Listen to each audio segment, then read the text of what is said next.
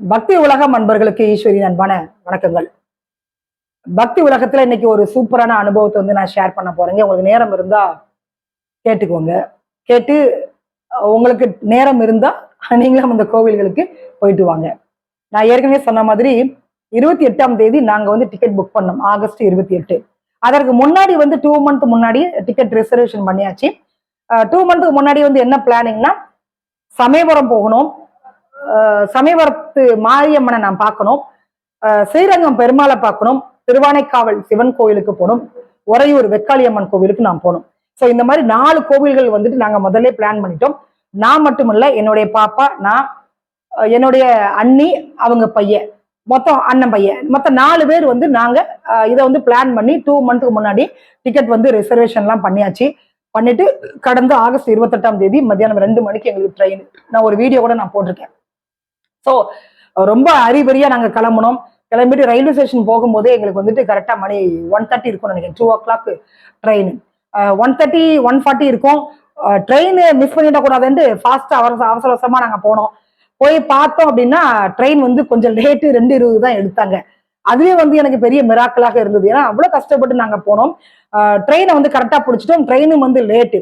So எப்போதுமே வந்து இந்த ஆன்மீகம் என்பது வந்துட்டு மிகப்பெரிய ஒரு கடல். நான் ஏற்கனவே சொன்ன மாதிரி இதுல வந்துட்டு நம்பிக்கை அப்படின்றது ரொம்ப ரொம்ப ரொம்ப முக்கியம். நீங்க நம்பல அப்படின்னா இறைவன் உங்க கண்ணுக்கு நிச்சயமாக தெரியவே மாட்டாரு. நான் இது வரைக்கும் என்னுடைய வாழ்க்கையை ரன் பண்ணிட்டு இருக்கிறேன், எந்த ஒரு சிக்கலும் இல்லாம ரன் பண்ணிட்டு இருக்கிறேன் அப்படின்னா அதற்கு காரணம் வந்து என்னோட பெயர்.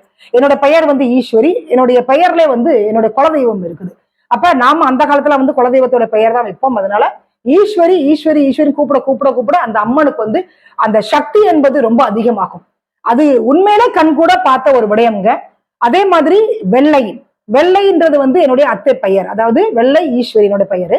வெள்ளை என்பது வந்து என்னுடைய அத்தை பெயர். இறந்துட்டாங்க அவங்க. அப்ப அந்த காலகட்டத்துல ஒண்ணு குலதெய்வத்தோட பெயர் வைப்போம், இல்ல அப்படின்னா இறந்தவங்களோட பெயரை நம்ம வைப்போம். முன்னோர்களை தான் வந்து நம்ம குலதெய்வமா வழிபட்டுட்டு இருந்தோம். அதனால எனக்கு ரெண்டுமே சேர்ந்து நடந்ததுனால, 2 பெயரும் சேர்த்து வச்சதுனால இன்னைக்கு வரைக்கும் எவ்வளவோ சிக்கல், எவ்வளவோ கஷ்டம் வாழ்க்கையில வந்த போதும் கூட நான் வந்து என்னுடைய வாழ்க்கைய நான் வாழ்ந்துட்டு இருக்கிறேன். நானும் என் குழந்தையும் ஒரு மகிழ்ச்சியான வாழ்க்கையில இருக்கிறோம் அப்படின்னு நினைக்கும் பொழுது உண்மையிலே வந்து கடவுளுடைய அனுக்கிரகம் இல்லாம இந்த மாதிரி நடக்காது. நான் சொன்ன மாதிரியே கரெக்டா வந்து ட்ரெயின்ல ஏறணும். 8 மணி நேரம் ஆகும்னு நினைக்கிறேன். 6 மணி நேரம்ன்றது ட்ரெயின் லேட் ஆயிடுச்சு. அங்கங்க நடுவுல போட்டு எடுத்துட்டோம்னு வச்சுக்கோங்களேன். அதற்கு பிறகு கரெக்டா வந்து ஒரு 7:30 அந்த மாதிரி இருக்கும். திருச்சி ஸ்ரீரங்கத்துல இறங்கிட்டோம். திருச்சியில இல்ல, ஸ்ரீரங்கம் இறங்கியாச்சு. 7:30 கரெக்டா வந்து இறங்கிட்டோம். இறங்கின உடனே அங்க வந்து அண்ணன் பையனுடைய ஃப்ரெண்டுக்கு வந்து மேரேஜ். மண்டபத்திலே எங்களுக்கு வந்து ரூம் கிடைச்சிருச்சு. அதனால ரொம்ப ஹாப்பியா இருந்தது. ரூம் புக் பண்ணியாச்சு. அதே மாதிரி சாப்பிட்டாச்சு. நைட்டு போய் படுத்தாச்சு. காலையில கல்யாணத்தை முடிச்சுட்டு 2 மணிக்கு மேல, மறுநாள் வெள்ளிக்கிழமை 2 மணிக்கு மேல வந்துட்டு நாங்க ரூமை தேடணும். ஏன்னா அந்த ஒரு நாள் தான் மண்டபத்துல அலவுட் நமக்கு. மறுநாள் நாங்க ஸ்டே பண்ணதுக்கு ரூம் தேடணும் இல்லையா. அப்ப ஸ்ரீரங்கம் பெருமாள் கோவில் இருக்கு இல்லையா, அந்த கோவிலை சுற்றி பாத்தீங்க அப்படின்னா நிறைய லாட்ஜஸ் இருக்குது, ஹோட்டல் இருக்குன்னு சொன்னாங்க.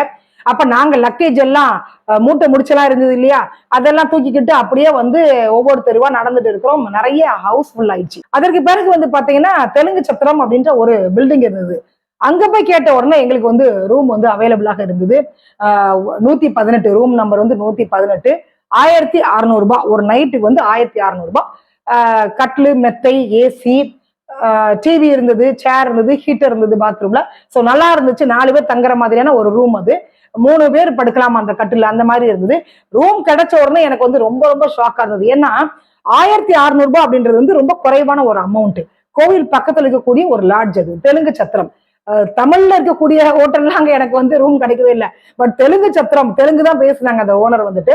அங்க வந்து நமக்கு ரூம் கிடைச்சது. நாங்க ஆன்லைன்ல புக் பண்றோம். கிட்டத்தட்ட 2500 ரூபாய், ஜிஎஸ்டியோட சேர்த்து 3000 ரூபாய் ரூம். ஸ்ரீரங்கம், திருச்சி எங்க பார்த்தாலும் 3000 ரூபாய் குறைஞ்ச ரூமே இல்லைங்க. பட் நேரடியா போன பிறகு பெருமாள் கோயில் பக்கத்திலே வந்து எங்களுக்கு அந்த ரூம் கிடைச்சது. அது ரொம்ப ரொம்ப பெரிய மிராக்கலா இருந்தது. பெருமாள் எப்படியெல்லாம் வந்து நமக்கு வழி நடத்துறாரு அப்படின்றது எனக்கு ரொம்ப மகிழ்ச்சியாக இருந்தது. ஸோ அதற்கு பிறகு வந்துட்டு அப்படியே சமயபுரம் போனோம், உறையூர் வெக்காளியம்மன் கோவில் போனோம், ஸ்ரீரங்கம் போனோம், திருவானைக்காவல் போனோம். நான் சொன்னேன் இல்லையா அந்த கல்யாண மண்டபம், அந்த கல்யாண மண்டபத்துக்கு பக்கத்துலதான் திருவானைக்காவல் சிவன் கோவில் இருக்குது. ஜலகண்டேஸ்வரர், ஜம்புகேஸ்வரர் அப்படின்னு சொல்லுவாங்க, ஜலகண்டேஸ்வரர் அப்படின்னு சொல்லுவாங்க. அந்த ஜலகண்டேஸ்வரர் தண்ணிக்குள்ள இருக்கிறாரு ஈஸ்வரன் வந்துட்டு. அதுதான் திருவானைக்காவல் கோவில். சனி தசை நடக்குது அப்படின்னா தோஷம் கழிப்பதற்காக நீங்க அந்த கோவிலுக்கு நீங்க போகலாம். நல்ல ஒரு அனுபவம் எங்களுக்கு கிடைச்சது. பெருமாளுடைய அனுக்கிரகம், அதே மாதிரி அம்மனோட அனுக்கிரகம், சிவனோட அனுக்கிரகம், இது எல்லாமே வந்து எங்களுக்கு அந்த அந்த 4 நாள் டூர்ல வந்து கிடைச்சது. ரொம்ப ரொம்ப மகிழ்ச்சியாக இருந்தது. ஸோ கண்டிப்பாக அந்த வீடியோஸ் எல்லாம் நான் வந்து ஒன்னொன்னா நான் போட்டுட்டு இருக்கேன். உங்களுக்கு தேவை அந்த கோவிலுக்கு போகணும்னு ஆசை இருந்தது அப்படின்னா கண்டிப்பாக போயிட்டு வாங்க.